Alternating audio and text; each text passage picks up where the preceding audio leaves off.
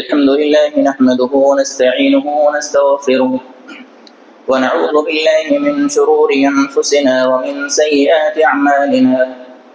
من يهده الله فلا مضل له ومن يضلله فلا هادي له وأشهد أن لا إله إلا الله وحده لا شريك له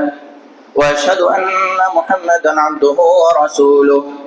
يا أيها الذين آمنوا اتقوا الله حق تقاته ولا تموتن إلا وأنتم مسلمون يا أيها الناس اتقوا ربكم الذي خلقكم من نفس واحدة وخلق منها زوجها وبث منهما رجالا كثيرا ونساء واتقوا الله الذي تساءلون به والأرحام إن الله كان عليكم رقيبا يا أيها الذين آمنوا اتقوا الله وقولوا قولا سديدا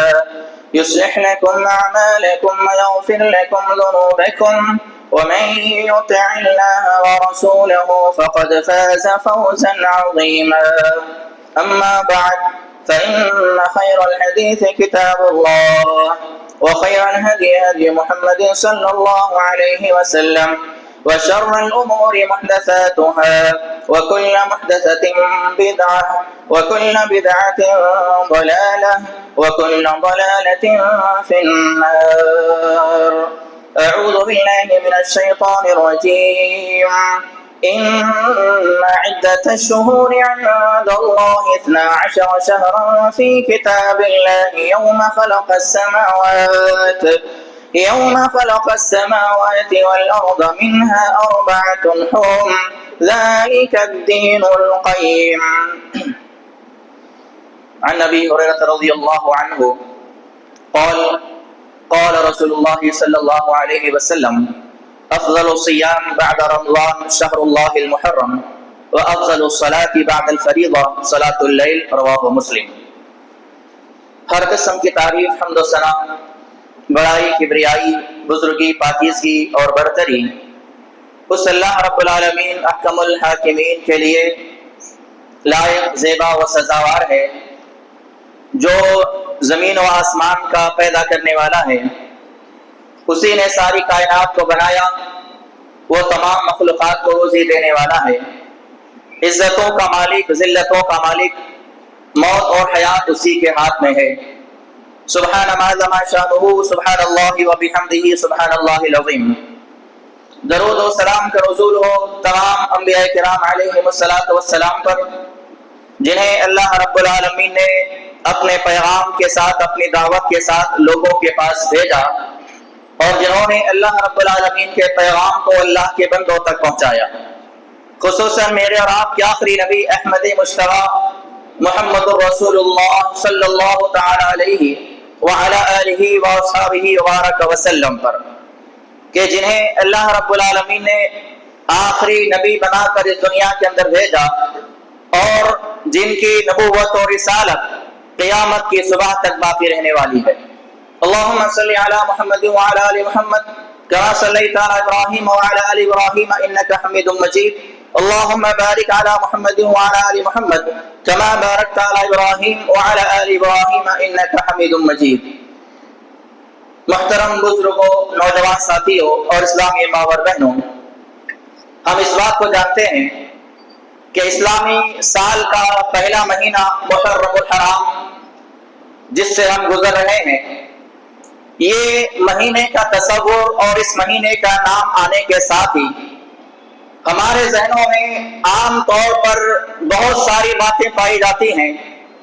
جن میں سے اکثر باتیں اور اکثر افکار اور اکثر خیالات باطل ہیں، بے بنیاد ہیں. ہمارے ذہنوں میں محرم کا نام آتے ہی سب سے پہلی بات یہ آتی ہے کہ یہ مہینہ ماتم کا مہینہ ہے. ہمارے ذہنوں میں ہمارے سامنے جب بھی محرم الحرام کا نام آتا ہے تو ہمارے دماغوں میں یہ بات گردش کرتی ہے کہ یہ حضرت حسین رضی اللہ عنہ کی شہادت کا مہینہ ہے.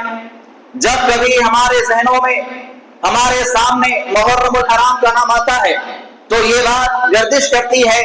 کہ یہ جلوس کا مہینہ، یہ تازہ داری کا مہینہ، یہ نوحہ اور ماتم کا مہینہ، یہ اپنے آپ کو جو ہے غمخواری میں رکھنے کا مہینہ ہے، یہ ساری باتیں سنیوں کے اندر بھی آ چکی ہیں۔ حالانکہ یہ تمام باتیں شیعت سے نکلی ہیں، اس کی ابتدا شیعت کے ذریعے ہوئی، یہودیوں اور شیعت کے ذریعے ان تمام رسم و رواجوں کا، ان تمام بدعت و خرافات کا اور ان تمام باطل نظریات اور افکار کی بنیاد پڑی، لیکن یہ تمام چیزیں آج سنیوں کے اندر بھی آ رہی ہیں، ہمارے ذہنوں میں، ہمارے خیالات کے اندر وہی باتیں گردش کرتی ہیں۔ اور جب کبھی خوشی کا موقع آتا ہے، جب کبھی شادی بیاہ کرنے کی بات آتی ہے، تو عام مسلمان بھی اس بات کو کہتا ہے کہ یہ محرم کا مہینہ ہے، اس میں شادی بیاہ کرنا مناسب نہیں ہے، یہ عام مسلمانوں کی بات ہے۔ اللہ رب العالمین نے قرآن مجید کے اندر اس مہینے کے تعلق سے کیا ذکر کیا؟ اللہ کے نبی صلی اللہ علیہ وسلم نے اس مہینے کے تعلق سے اپنے فرامین میں کیا ارشادات بیان فرمائے؟ مختصر طور پر پہلے میں قرآن و حدیث کی روشنی کے اندر اس ماہ کی اہمیت اور اس کی فضیلت کو آپ کے سامنے واضح کروں گا۔ اس کے بعد پھر ماہ محرم میں کیے جانے والے کام، ماہ محرم میں کی جانے والی باتیں، ماہ محرم میں کیے جانے والے اعمال جو تمام کے تمام باطل ہیں، جن کا اسلام سے کوئی تعلق نہیں ہے، اس کا تذکرہ آئے گا۔ اللہ رب العالمین نے قرآن مقدس کے اندر اس بات کا ذکر کیا کہ ان عدت الشہور عند اللہ 12 شہرا فی کتاب اللہ یوم خلق السماوات والارض منها 4 حرم ذلک الدین القیم۔ اللہ رب العالمین کی بارگاہ میں سال کے 12 مہینے کی تعداد مقرر ہے، اور یہ تعداد کب سے اللہ نے بنائی ہے؟ جب سے اللہ رب العالمین نے آسمان و زمین کو پیدا کیا ہے، جب نہ انسان پیدا ہوا تھا، جب نہ واقع کربلا ہوا تھا، جب نہ روئے زمین پر کوئی مخلوق پیدا ہوئی تھی، اللہ رب العالمین نے زمین و آسمان کی پیدائش کے ساتھ ہی سال کے 12 مہینے مقرر فرما دیے، اور ان 12 مہینوں کے اندر 4 مہینوں کو اللہ رب العالمین نے ادب و احترام کا مہینہ گردانا۔ اور وہ 4 مہینے کون سے؟ اللہ کے رسول صلی اللہ علیہ وسلم نے اپنے فرامین کے ذریعے ان مہینوں کے نام بتائے، ذی قعدہ، ذی الحجہ اور محرم، یہ 3 مہینے لگاتار آتے ہیں، اور چوتھا مہینہ جو آتا ہے وہ جمادی الاخر اور شعبان کے درمیان کا مہینہ ماہ رجب ہے۔ تو یہ 4 مہینے اللہ رب العالمین نے حرمت والے، ادب و احترام والے بنائے ہیں۔ ان مہینوں میں قتل و قتال کا کرنا، ان مہینوں میں جہاد کا کرنا، ان مہینوں میں گناہوں کا کرنا، ان مہینوں میں نافرمانیوں کا کرنا عام دنوں کے مقابلے میں زیادہ اللہ رب العالمین کی بارگاہ میں گناہ کا باعث بنتا ہے۔ اور ان ادب و احترام والے مہینوں میں اگر کوئی گناہ کا کام کرتا ہے تو عام دنوں کے مقابلے میں ان مہینوں میں اس کے گناہ میں ڈبل اضافہ کیا جاتا ہے۔ یہ مہینے ادب و احترام کے مہینے ہیں، اور مسلمانوں کو ان مہینوں کے نام بھی نہیں معلوم ہے، جبکہ زمانے جاہلیت میں اسلام کے آنے سے پہلے وہ دور جب نہ قرآن اتارا گیا تھا، وہ دور جب نہ نبی کی پیدائش ہوئی تھی، وہ زمانہ جسے زمانے جاہلیت کہا جاتا ہے، اس زمانے کے لوگ بھی ان مہینوں کا احترام کیا کرتے تھے۔ حالانکہ اس زمانے میں، ان زمانوں کے اندر قتل و قتال،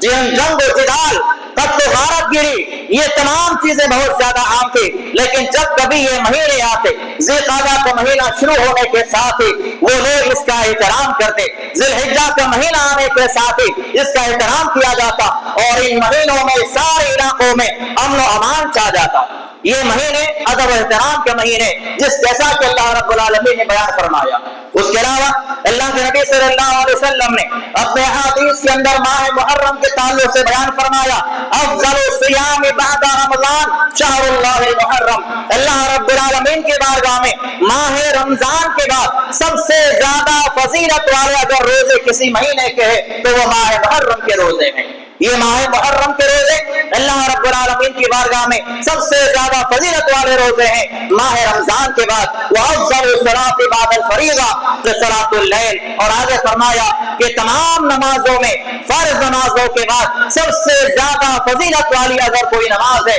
وہ تہجد کی نماز ہے۔ تو ماہ محرم کے تعلق سے اللہ کے نبی صلی اللہ علیہ وسلم نے کیا فرمایا؟ یہ مہینہ روزے رکھنے کا مہینہ ہے۔ ماہ رمضان کے بعد سب سے زیادہ فضیلت والے روزے اگر کسی مہینے کے ہیں تو وہ ماہ محرم کے روزے ہیں۔ اس کے علاوہ اللہ کے نبی صلی اللہ علیہ وسلم نے اس مہینے کی 10 تاریخ کے بارے میں کیا بیان فرمایا؟ صیام یوم عاشورا انی احتسب علی اللہ ان یکفر السنۃ التي قبلها، ابن ماجہ کی روایت ہے۔ اللہ کے نبی صلی اللہ علیہ وسلم نے بیان فرمایا کہ جو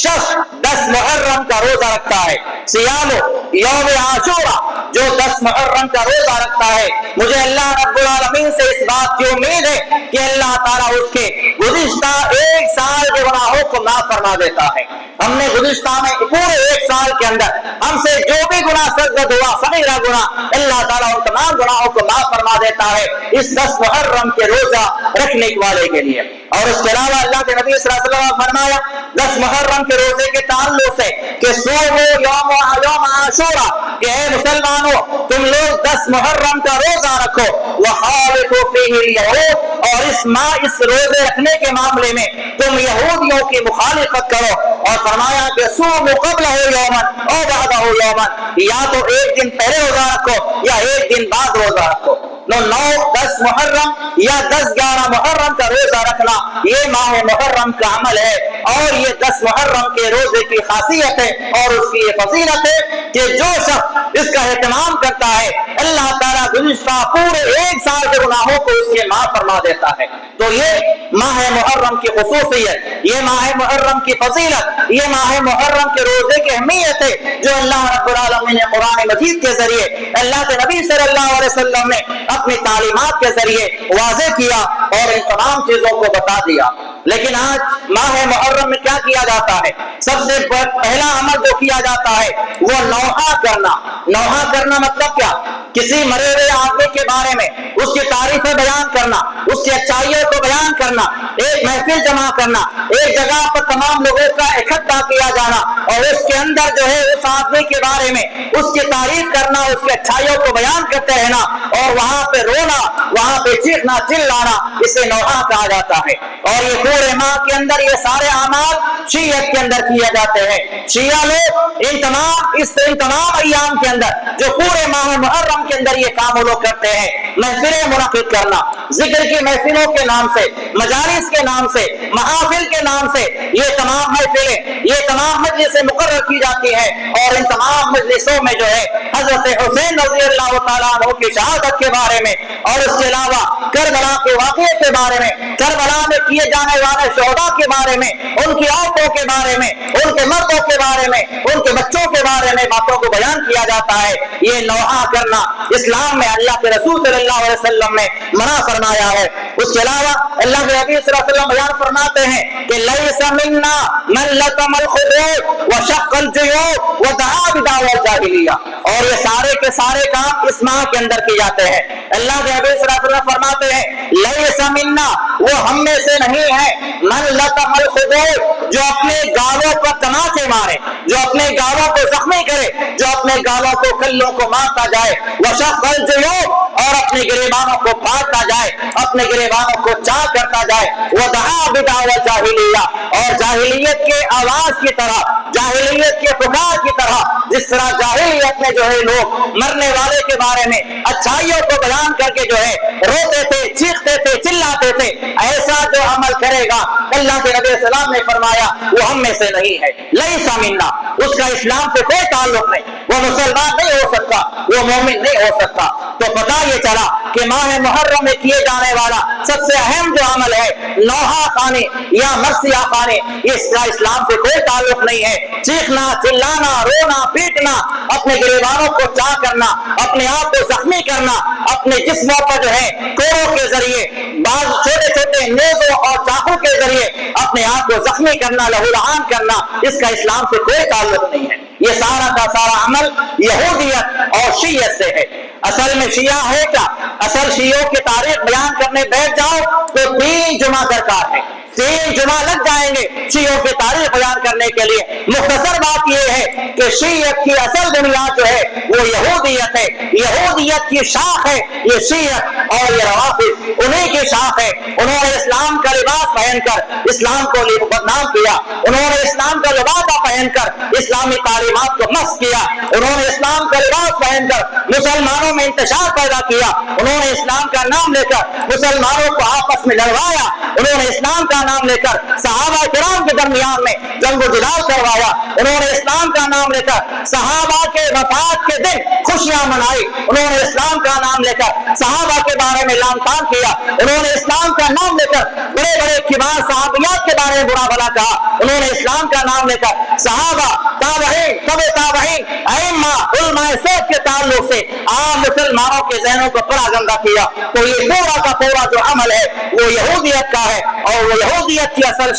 شیعت ہے، اور تمام شیعوں کے، تمام روافض کے افکار، ان تمام کے باطل نظریات، ان تمام باطل کے خیالات آج عام مسلمانوں کے ذہنوں میں پیوست ہو چکے ہیں۔ اگر ماہ محرم کے تعلق سے یہ تمام باتیں بیان کی جائیں تو ایک عام مسلمان اس کو غلط سمجھے گا، کہے گا کہ یہ ساری باتیں ہم نے کبھی سنی نہیں ہے۔ اور ایک بات یاد رکھیں، ماہ محرم کے ساتھ کربلا کے واقعے کو جو بیان کیا جاتا ہے، ماہ محرم میں کربلا کا واقعہ ہوا ہی نہیں ہے۔ اگر تاریخ روایات کے ذریعے ثابت کرو تو یہ حقیقت ہے کہ ماہ محرم سے کربلا کے واقعے کا کوئی تعلق نہیں ہے، کربلا کا واقعہ ماہ محرم میں انجام پذیر نہیں ہوا ہے۔ ایسے بے شمار تاریخ روایات ہیں اور مستند تاریخ روایات ہیں، اور وہ تاریخ روایات ہماری کتابوں سے نہیں، سلفی کتابوں سے نہیں، علماء سلف کے حوالے سے نہیں، بلکہ شیعت کے حوالے سے، شیعہ کتابوں کے حوالے سے یہ بات ثابت کروں گا کہ واقعی کربلا کا تعلق ماہ محرم سے نہیں ہے، واقعی کربلا ماہ محرم کے اندر ہوا ہی نہیں ہے۔ لیکن آج ماہ محرم کو کربلا کی تاریخ بتائی جاتی ہے، ماہ محرم کو کربلا کی واقعے کے ساتھ جوڑا جاتا ہے۔ ماہ محرم میں نوحہ خانیہ، مرثیہ خانیہ، اپنے آپ کو زخمی کرنا، لہو عام کرنا، عام مسلمانوں کے ذہنوں میں یہ ساری باتیں بیان کی جاتی ہے، اور عام مسلمانوں کے ذہنوں میں یہ باتیں بیٹھ گئی ہیں۔ ابھی کل رات کی بات ہے، ایک مجھے فون آیا، حیدرآباد جانا تھا کسی وجہ سے، رات میں فون آتا ہے اور سامنے والا کہتا ہے کہ جس کے پاس جانا ہے وہ غیر مسلم لوگ ہیں۔ ان لوگوں کے ذہنوں میں یہ بات ڈالی گئی، وہ میرے بھائی جو مجھے فون کر رہا ہے کہہ رہا ہے کہ میں نے اس سے کہہ دیا ہے مولانا کہ ابھی یہ محرم کا مہینہ ہے اور مسلمانوں کو جو ہے محرم کے اندر بہت سارے کام ہوتے ہیں، ان کی عید کا یہ مہینہ ہے اور ان کے ماتم کا یہ مہینہ ہے، اس لیے جو ہے ہم محرم کے بعد جو ہے وہاں جانے کا وزٹ کریں گے اور وہاں جانے کے بارے میں سوچیں گے۔ تو عام مسلمانوں کے ذہنوں کے اندر بھی یہ بات ہے کہ محرم کے مہینے میں مسلمان ماتم مناتا ہے، اور مسلمانوں کے ساتھ ساتھ غیر مسلموں کے ذہنوں میں بھی یہ بات بیٹھ چکی ہے کہ یہ ماہ محرم مسلمانوں کے ماتم کا مہینہ ہے، مسلمانوں کے جو ہے غم کا مہینہ ہے۔ جبکہ اللہ کے رسول صلی اللہ علیہ وسلم جب مدینہ منورہ آئے، آپ نے 10 محرم کو یہودیوں کو دیکھا کہ وہ روزے سے ہیں۔ آپ نے سوال کیا کہ آج روزہ رکھنے کی وجہ کیا ہے؟ یہودیوں نے کہا اللہ رب العالمین نے موسیٰ علیہ السلام کو اور بنی اسرائیل کو فرعون سے نجات دی، وہ اسی دن کے دن دی، اسی لیے ہم نے خوشی میں روزہ رکھا ہے، کیونکہ موسیٰ علیہ السلام نے بھی روزہ رکھا تھا۔ اللہ کے نبی نے کیا فرمایا؟ ایسی خوشی کی اگر بات ہے تو موسیٰ میرے بھائی ہیں، اور یہ زیادہ حق بنتا ہے کہ میں بھی اس مہینے میں 10 محرم کو روزہ رکھوں۔ یہ مہینہ خوشی کا مہینہ ہے، یہ مہینہ ماتم کا مہینہ نہیں۔ اللہ کے نبی صلی اللہ علیہ وسلم نے، موسیٰ علیہ السلام نے اس مہینے میں خوشی منائی ہے، اور آج مسلمانوں نے اس مہینے کا نام ماتم کا مہینہ اور غم کا مہینہ رکھ دیا ہے۔ اس کے علاوہ ماہ محرم میں کیے جانے والے اعمال کے اندر دوسرا جو بدعت یا رسم ہے وہ کیا ہے؟ محرم کے نیاز نکالنا، سبیلے لگانا، شربتیں تقسیم کرنا۔ جو لوگ حالانکہ 10 محرم کو روزہ رکھنا اللہ کے نبی کی سنت ہے، آپ نے اس پہ عمل بھی کیا، لوگوں کو عمل کرنے کی ترغیب دلوائی، اور اس دن جو ہے لوگ راستوں میں کھڑے ہو کر سبیلے تقسیم کرتے ہیں، شربتوں کو تقسیم کرتے ہیں، اور وہاں پر پانی تقسیم کیا جاتا ہے۔ یہ سمجھا جاتا ہے کہ ایسا کرنے والا اللہ کے نگاہ میں بہت زیادہ افضل عمل کر رہا ہے۔ اور ایک باطل روایت ہے جو بالکل غلط روایت ہے، وہ روایت یہ بیان کی جاتی ہے کہ جو آپ نے 10 محرم کے دن اپنے گھر والوں کے ساتھ فراغ دل اختیار کرتا ہے، اپنے گھر والوں پر اچھا پیسے ان پر لٹاتا ہے، ان کے ساتھ اچھا معاملہ کرتا ہے، ان کو اچھا کھلاتا پلاتا ہے 10 محرم کے دن، تو اللہ تعالیٰ سال بھر اس کے لیے جو ہے فراغ دلی کرتا ہے، اور سال بھر اس کے اللہ تعالیٰ اس پر احسان کرتا ہے، اور اس کی روزی میں اللہ تعالیٰ جو ہے برکتیں نازل فرماتا ہے۔ یہ باطل روایت، یہ من گھڑت بات بیان کی جاتی ہے، اور اس طرح سے لوگوں کو گمراہ کیا جاتا ہے۔ اس کے علاوہ یوم عاشورہ کے تعلق سے کیا بیان کیا جاتا ہے کہ جو آدمی عاشورہ کے دن 10 محرم کے دن غسل کر لے تو اللہ تعالیٰ اس کو سال بھر بیماریوں سے پاک کر دیتا ہے۔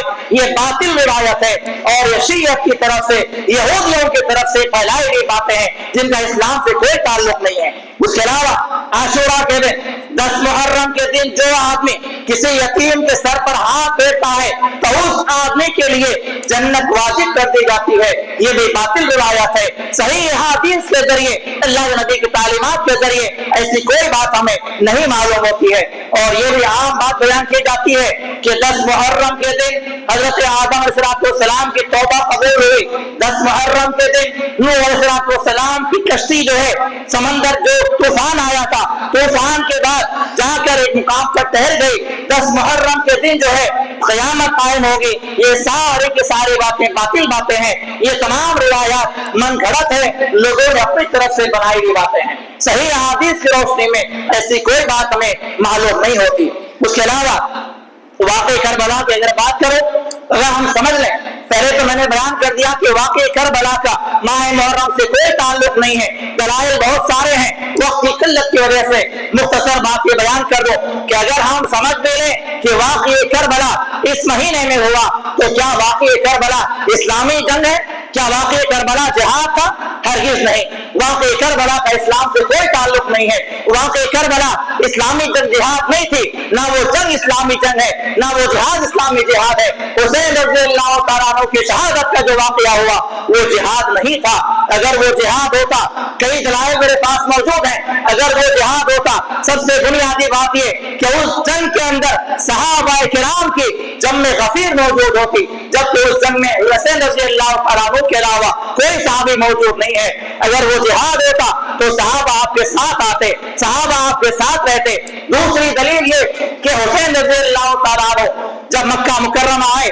آپ نے وہاں سے کوفہ جانے کا ارادہ کیا، کوفیوں کے بے شمار خطوط آئے، آپ نے پہلے مسلم بن عقیل کو روانہ کیا جو حسین رضی اللہ عنہ کے چچیرے بھائی ہیں، ان کو کوفہ روانہ کیا کہ جا کر دیکھو معاملہ کیا ہے، آخر کوفی لوگ کیا چاہتے ہیں۔ تو وہ گئے، جانے کے بعد دیکھا جیسے ہی کوفہ پہنچے سارے کوفیوں نے، سارے شیعوں نے مسلم بن عقیل کے ہاتھ پر خلافت کی بیعت کی اور کہا کہ حسین رضی اللہ عنہ کو بلائیے، ہم ان کے ہاتھ پہ خلافت کی بیعت کرنے تیار ہیں، ہم انہیں خلیفہ ماننے کے لیے تیار ہیں۔ مسلم بن عقیل نے کیا کیا؟ وہاں سے خط روانہ کیا اور کہا کہ حسین رضی اللہ تعالیٰ عنہ یہ کوفہ والے آپ کو خلیفہ بنانے کے لیے تیار ہیں، لہٰذا آپ وہاں سے روانہ ہو جائیے۔ جب آپ مکہ سے نکلنے والے ہیں، حضرت عبداللہ بن زبیر، حضرت عبداللہ بن عمر، اس کی طرح جابر بن عبداللہ، ابو دردہ، ابو واقد اللیثی، یہ تمام کبار صحابہ ہیں جنہوں نے آپ کو جانے سے روکا۔ اگر وہ اسلامی جہاد ہوتا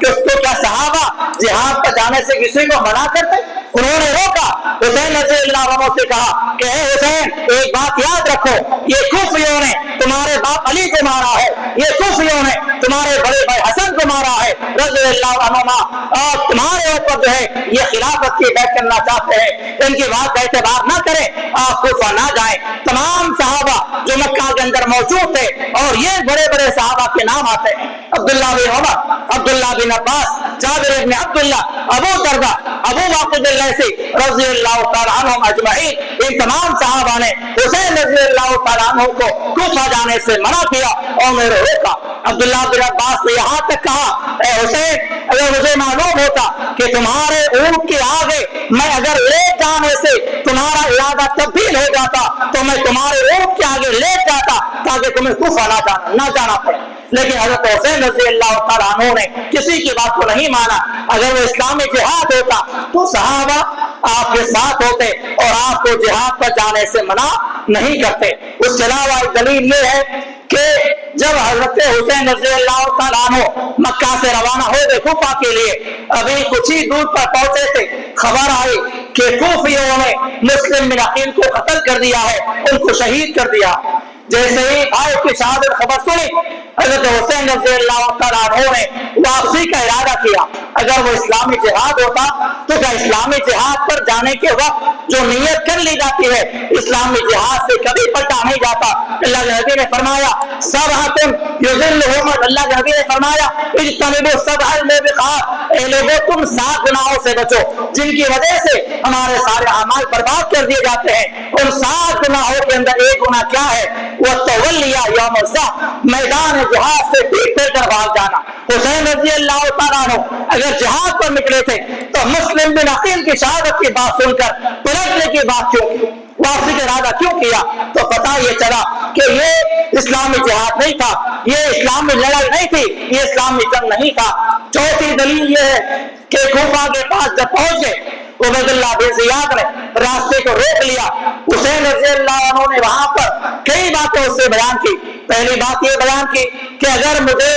حسین یزید کے پاس نہیں پہنچایا جاتا ہے تو کوئی بات نہیں ہے، پہلی شرط تو یہ کہ مجھے یزید سے جا کے مل لے دو، میں یزید کے پاس جاؤں گا اور اس سے ملاقات کروں گا۔ دوسری بات یہ اگر مجھے یزید کے پاس نہیں پہنچایا جاتا ہے تو میں جہاں سے آیا ہوں مجھے وہاں پر دوبارہ بھیج دیا جائے۔ اگر یہ بھی شرط میں منظور نہیں ہے تو مجھے اس سرحد پر بھیج دیا جائے، اس باڈری پہ بھیج دیا جائے جہاں پہ اسلامی مملکت ہے، اسلامی فوجیں لڑ رہی ہیں، جہاد کر رہی ہیں، مجھے وہاں پر بھیج دیا جائے، ان کے ساتھ لڑائی میں شریک ہو جاؤں گا اور وہاں پر شہید ہو جاؤں گا۔ اگر یہ خود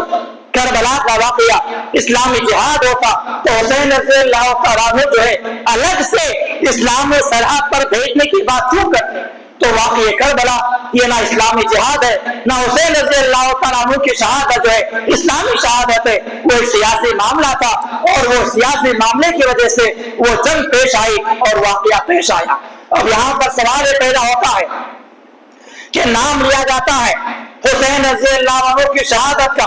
نام لیا جاتا ہے واقعی کربلا کا، کہانیاں بیان کی جاتی ہیں کربلا کے شہیدوں کی، ان کے عورتوں کی، ان کے مردوں کی، اور گالیاں دی جاتی ہے ابوبکر رضی اللہ تعالیٰ عنہ کو، جبکہ جو واقعی کربلا سے 48 سال پہلے دنیا سے جا چکے تھے۔ نام لیا جاتا ہے حسین رضی اللہ عنہ کی شہادت کو اور گالیاں دی جاتی ہے عمر خطاب رضی اللہ تعالیٰ عنہ کو جو واقعی کربلا سے 38 سال پہلے دنیا سے جا چکے ہیں۔ نام لیا جاتا ہے کربلا کے واقعے کا، گالیاں دی جاتی ہے عثمان بن عفان رضی اللہ تعالیٰ عنہ کو جو کربلا کے واقعے سے 28 سال پہلے دنیا سے جا چکے تھے۔ نام لیا جاتا ہے کربلا کے واقعے کا اور گالیاں دی جاتی ہیں علی رضی اللہ تعالیٰ عنہ کو جو کربلا کے واقعے سے 21 سال پہلے رب کے پاس جا چکے تھے۔ واقعے کربلا کا نام لیا جاتا ہے زبیر بن عوام کو، طلحہ بن عبید اللہ کو، ابو دردہ رضی اللہ تعالیٰ عنہ کو، اسی طرح اما عائشہ صدیقہ رضی اللہ تعالیٰ عنہ کو، حفصہ رضی اللہ تعالیٰ عنہ کو، یہ تمام صحابہ، یہ تمام صحابیات کے بارے میں برا بھلا کہا جاتا ہے، انہیں گالیاں دی جاتی ہے، ان پر لعن طعن کیا جاتا ہے۔ اگر واقعی کربلا کو بیان کرنا ہے کرو، اس میں ہمیں کوئی اعتراض نہیں ہے، لیکن واقعی کربلا کا نام لے کر صحابہ کے بارے میں برا بھلا کہنا، صحابہ کے تعلق سے لعن طعن کرنا، یہ بہت بڑا مغضوب عمل ہے، اور ایسا کرنے والے اللہ کی بارگاہ میں بڑے مجرم ہیں اور یہ بڑے گنہگار ہیں۔ اور آخری بات یہ کہ کربلا کے ماتم، کربلا کے تعزیے، کربلا کے علم، یہ ساری جو چیزیں کروائی جاتی ہیں، جو نکالے جاتے ہیں، جو جلوس بنائے جاتے ہیں، ان تمام محفلوں میں، ان تمام جلوس میں سنیوں کا جانا بھی حرام ہے۔ بہت سارے مسلمان بھائی ایسے ہیں جو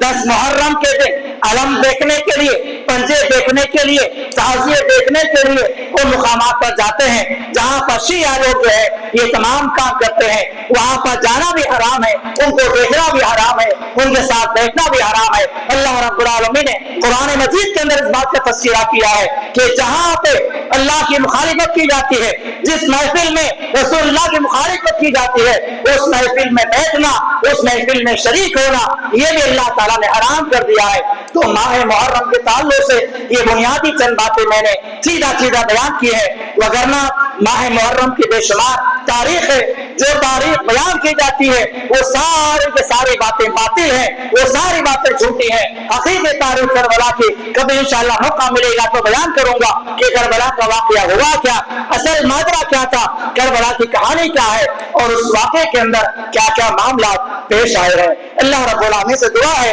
اللہ تعالیٰ جو کچھ بھی کہا گیا ہے کہنے والے کو سننے والوں کو ان باتوں پر عمل کرنے کی توفیق عطا فرمائے۔ اللہ تعالیٰ صحیح معنوں میں قرآن و سنت کی تعلیمات کو جو ہے ہمیں سیکھ کر اس پر عمل پیرا ہونے کی توفیق عطا فرمائے۔ اے اللہ تمام قسم کے باطل نظریات سے، تمام قسم کے باطل افکار سے، بدعات و خرافات سے، غیر اسلامی رسم و رواجوں سے ہم تمام کو محفوظ فرما دے۔ اے اللہ صحیح معنوں میں اسلام پر چلنے والا بنا دے، صحیح معنوں میں قرآن کی تعلیمات پر عمل کرنے کی توفیق عطا فرما، صحیح معنوں میں نبی کی تعلیمات کو سمجھ کر دین کو صحیح معنوں میں جان کر اس پر عمل کرنے کی توفیق عطا فرما۔ اے اللہ جو مسلمان بیمار ہیں انہیں شفاء کاملہ عاجلہ عطا فرما، جو مسلمان قرضوں میں ڈوبے ہوئے ہیں اے اللہ ان تمام قرضوں کو ادا کرنے کا الزام پیدا فرما دے، جو مسلمان مصیبتوں میں، پریشانیوں میں، آفتوں میں، بلاؤں میں گھرے ہوئے ہیں اے اللہ ان تمام کے ساتھ جو ہے خیر کا معاملہ فرما، انہیں ہر مصیبت سے نجات عطا فرما دے، ہر مسلمان کے ساتھ خیر کا معاملہ فرما۔ جو مسلمان بے روزگار ہیں